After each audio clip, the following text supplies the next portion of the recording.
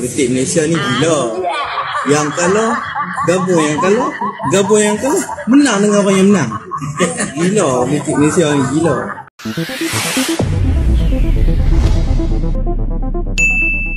Assalamualaikum warahmatullahi wabarakatuh. Kembali bersama dengan kami di channel ini.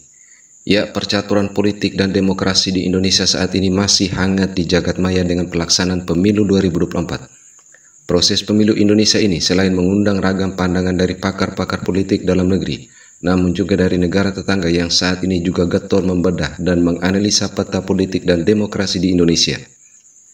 Ada banyak sudut pandangan dari media tetangga yang juga mengupas tentang politik identitas dan kemudian mereka bandingkan dengan politik di negaranya. Dalam 3 ataupun 4 bulan kebelakangan ni, suhu politik Indonesia memang sangat tinggi. Kenapa dia menjadi jemperemang aku dan kenapa aku mendalami dia adalah kerana dia adalah salah satu demokrasi terbesar di dunia. Kan? Demokrasi terbesar di dunia. Aku rasa tak silap aku yang ketiga terbesar di dunia. Nombor satu benda yang aku sangat menarik yang aku pandang sebagai sesuatu yang sangat menarik tentang Indonesia adalah political literacy.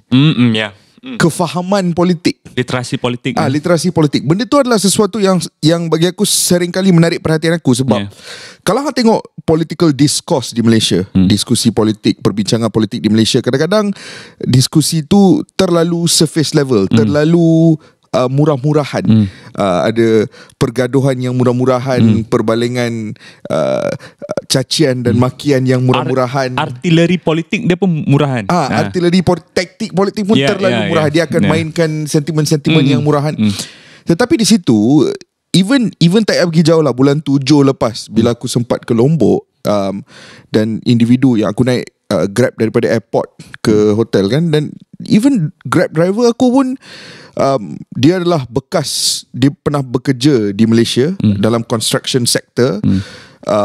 Boleh dikatakan lower middle class punya orang, tetapi cara dia membicarakan politik negara dia tu was with so much of depth.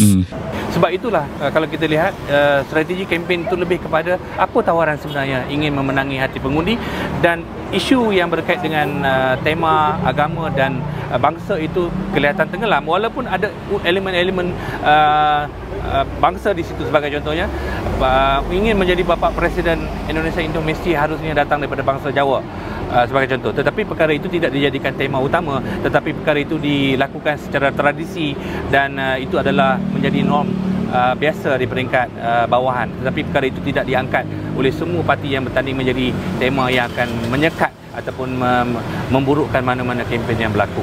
Jadi ni sekarang ni bergaduh lah ni sehingga bulan Februari pemilihan. Tapi selepas keputusan telah dibuat, telah dipilih siapa yang menjadi presiden dan calon wakil presiden, selesai. Tak ada lagi dah politik-politik ni semua. Tak macam kita. Dah selesai daripada tahun 2022 bulan November dah selesai. Kerajaan dah terbentuk dah. Masih lagi kemelut politik ni tak berakhir. Masih duk bergaduh lagi. Masih duk dengar lagi. Mula-mula apa? Langkah London. Lepas tu langkah apakah pula? Sekarang ni langkah Dubai pula. Langkah demi langkah demi langkah. Kan?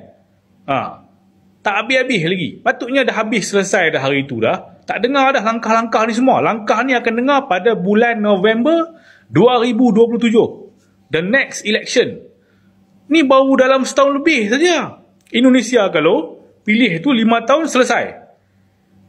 Politik tu dah habis dah. Masa untuk menjalankan tugas sebagai presiden dan wakil presiden. Membangunkan negara. Penyatuan semula. Ya, politik Indonesia pernah memiliki pengalaman dalam politik identitas saat masih pemilihan umum periode sebelumnya.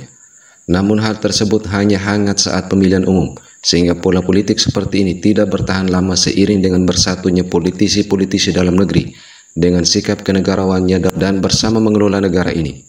Kemudian di sisi lain makin pahamnya rakyat dengan demokrasi sehingga tidak terjebak dalam polarisasi politik identitas ini.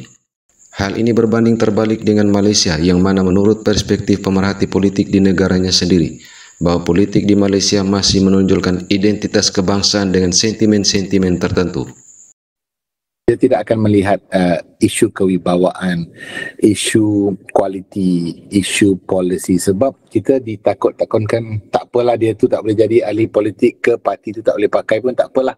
Kita pilih aja sebab dia tu kita punya geng. Itu bahaya bagi saya. Demokrasi adalah memberi kamu peluang yang benar-benar kamu berani nak pilih A kali ni ke B sebelah tu ke, lepas tu nak tukar C pun boleh. Tapi bukan sebab kamu rasa identiti dan agama kamu akan hilang. Macam tadi yang telah dikatakan oleh Zainah Anwar kan, apa yang ditakutkan? Di Malaysia adalah yang satu-satunya negara, saya ingat satu atau dua negara di dunia, di mana majoriti itu yang diberi pertolongan diskriminasi positif. Saya sebut di banyak tempat, satu-satunya negara yang cukup aneh kerana penduduk majoritinya berfikir dan bertindak seperti minoriti. Yang terkinja-kinja di luar sana mendaulatkan hak, pulangkan hak. Hak ini memang sudah termaktub dalam perlembagaan, tetapi terkinja-kinja kita di luar menuntut hak yang memang sudah terbela, seolah-olah kita minoriti. Sedangkan dari puncak istana sampai ke pion pejabat tanah itu tidak pernah bukan Melayu.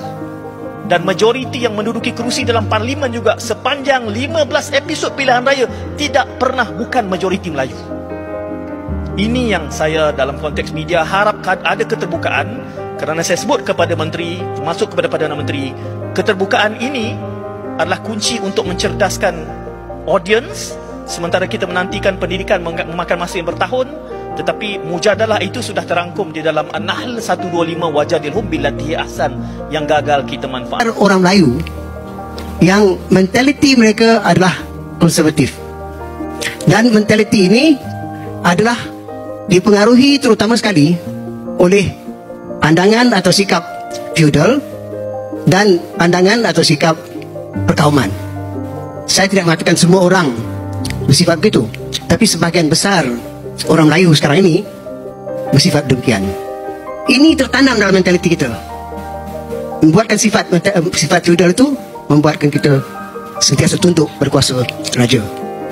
Tentang perkauman pula, kita dapati bahawa walaupun orang Melayu paling ramai di sini, negara ini, mereka mempunyai kuasa politik, akan tetapi malangnya mereka sentiasa dalam keadaan seolah-olah ketakutan diancam oleh golongan yang minoriti dalam negara ini.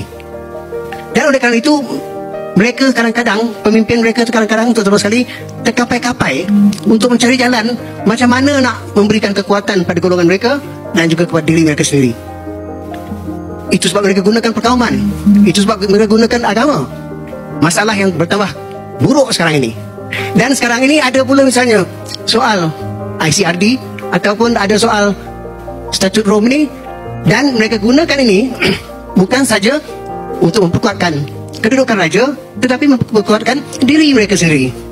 Kerana raja itu dianggap sebagai seorang yang mewakili ketuhanan Melayu. Bukan saja kedaulatan diri mereka sendiri, tapi ketuhanan Melayu. Jadi kalau ketuhanan Melayu itu ditunjukkan, diagungkan, maka raja dinaikkan. Dengan sendirinya ada golongan Melayu yang perkauman yang suka supaya perkara ini diketengahkan. Nah, pola politik yang seperti ini memang seturut dengan sistem demokrasi yang diterapkan.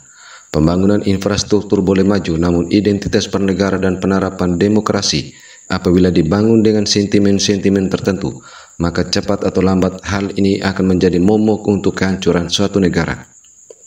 Oke, demikian sekilas video ini. Wassalamualaikum warahmatullahi wabarakatuh.